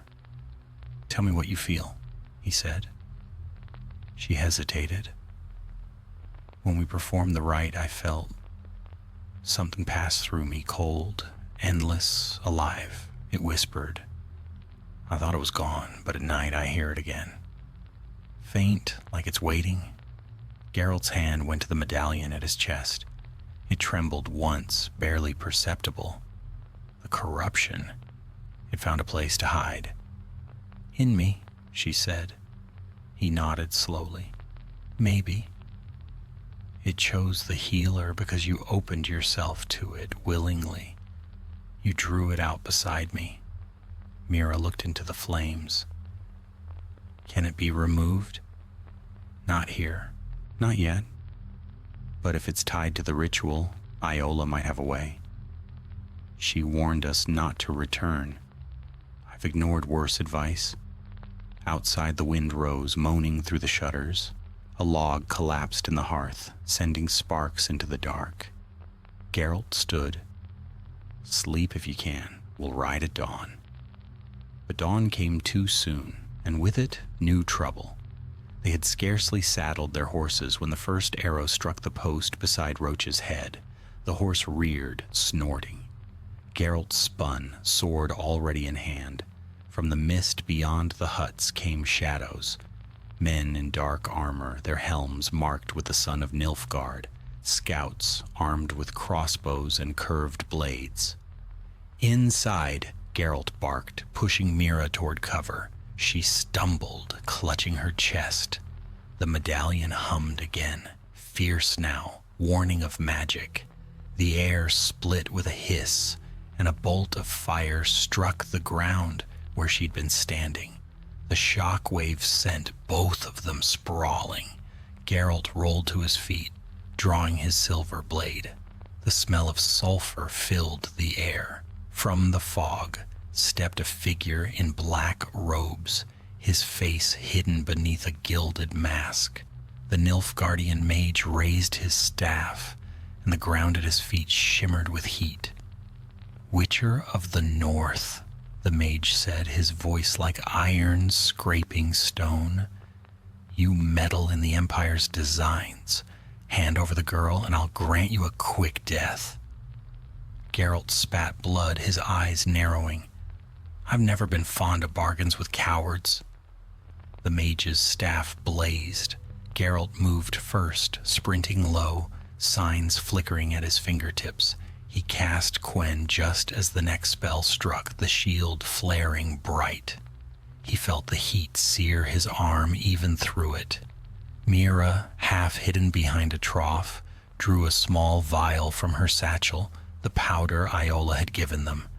She struck flint, igniting it, and flung the burning pouch toward the mage. The explosion was small, but blinding.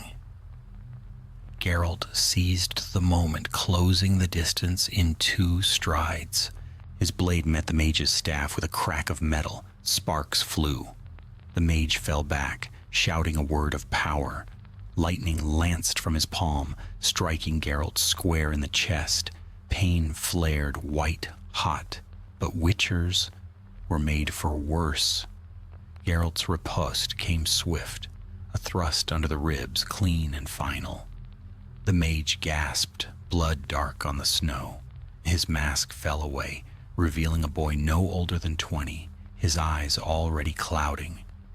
When the battle ended, the inn was half in ruins. Smoke curled from the thatched roof. The remaining Nilfgaardians fled into the fog, leaving their dead behind. Geralt turned to Mira. She was on her knees, pale and trembling, one hand pressed to her heart. "It's burning," she whispered, "inside me." He caught her as she fell, her body shivering violently. The medallion at his chest hummed so fiercely it stung his skin.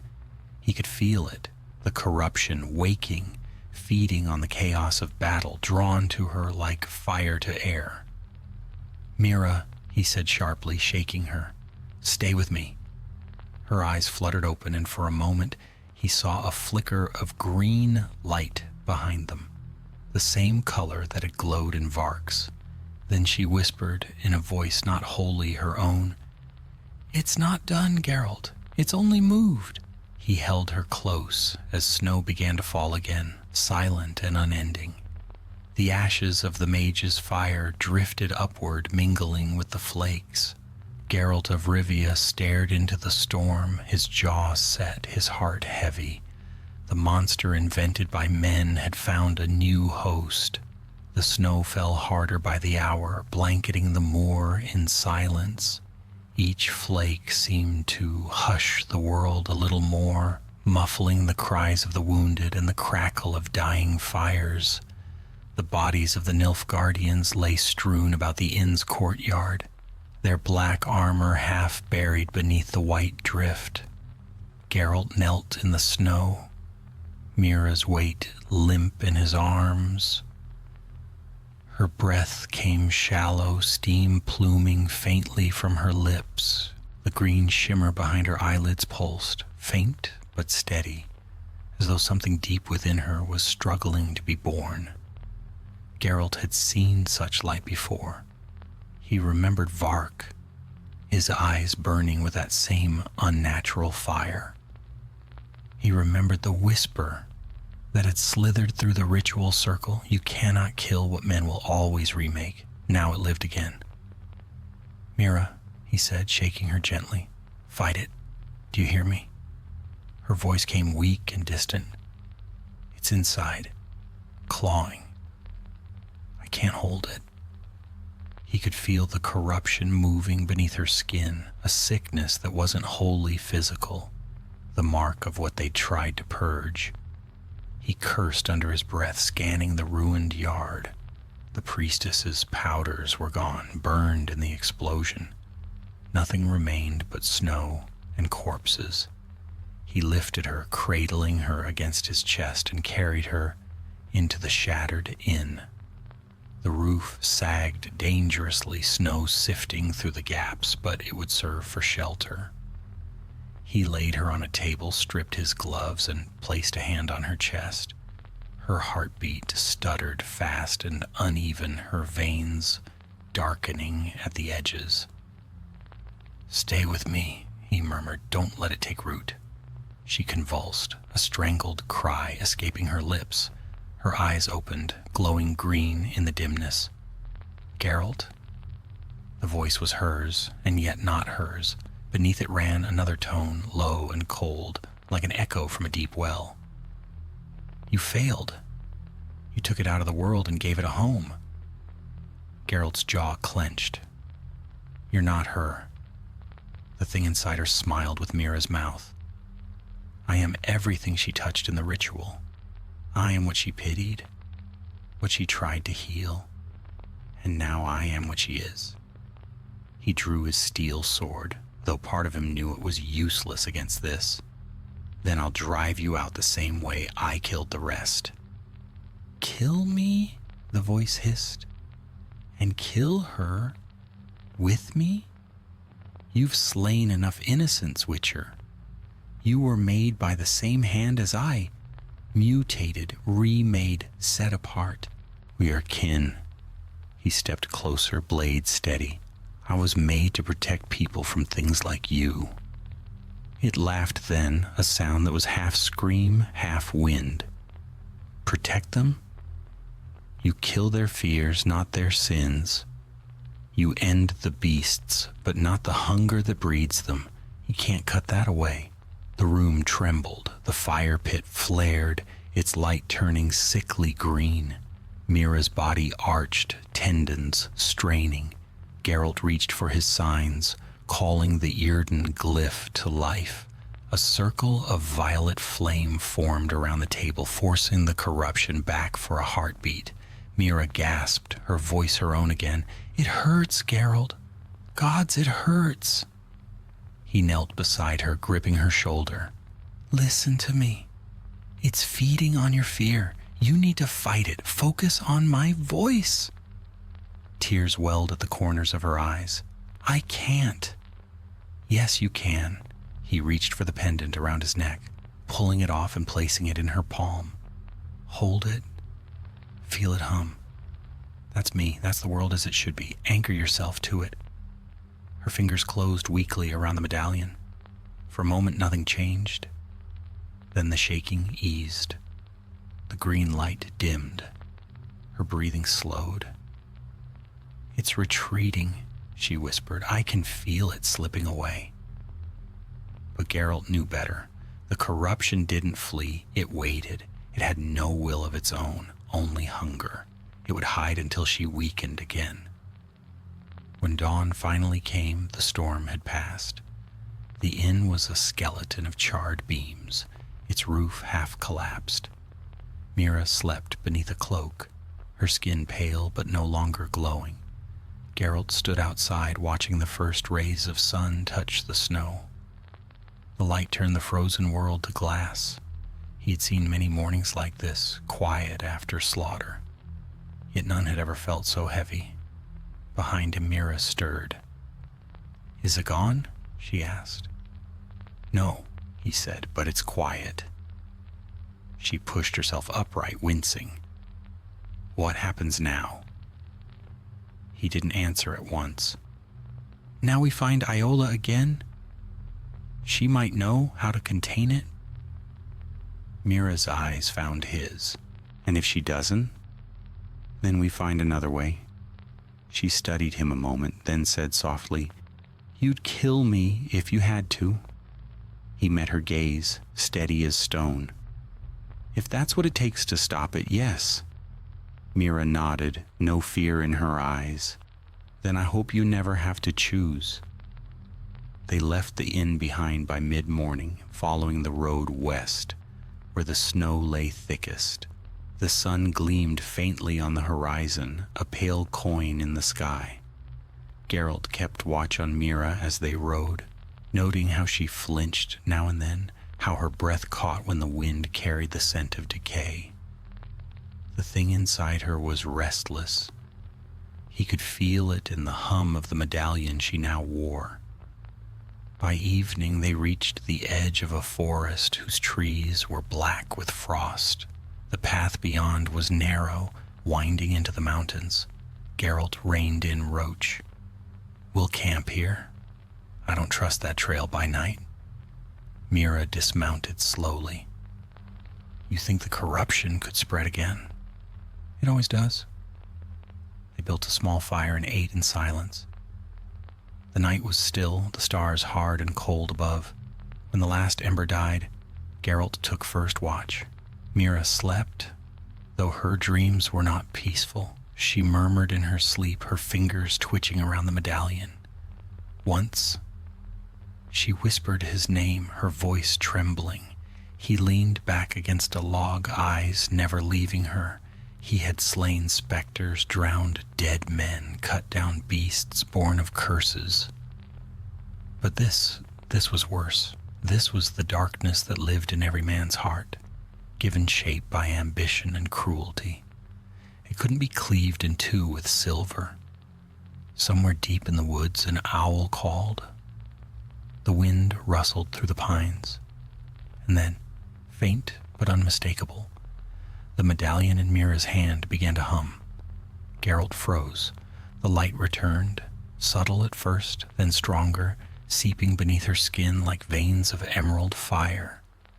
Her breathing quickened, her eyes snapped open, and the glow within them was no longer human. "Geralt," she said, her voice echoing with that same cold whisper. "You can't save her. You never could." He rose, sword in hand, but something inside him faltered. He looked at her, the woman who had fought beside him, risked herself to heal what others would have left to fester, and saw not a monster but a tragedy given form. "Mira," he said quietly, lowering the blade, "if you can still hear me, fight it. You're stronger than it is." Her lips parted. For a heartbeat, the green flicker dimmed. Then she screamed, a sound of fury and despair, and collapsed. When the light faded, she lay motionless. Geralt knelt, feeling for a pulse. It was there, faint but steady, alive, for now. He sat beside her until dawn, watching as snow began to fall again, soft and endless. The corruption had not been destroyed, only buried. But he would not abandon her, not while there was even a shadow of hope. For that was the curse of witchers, not the mutations in their blood, but the endless burden of knowing the world's monsters were rarely born. Most were made, and men would never stop making them. So Geralt of Rivia mounted his horse when morning broke and rode once more into the cold horizon, the healer in his arms and the weight of mankind's sins at his back. The wind howled across the frozen land, carrying with it a whisper he knew too well. The monster invented by men will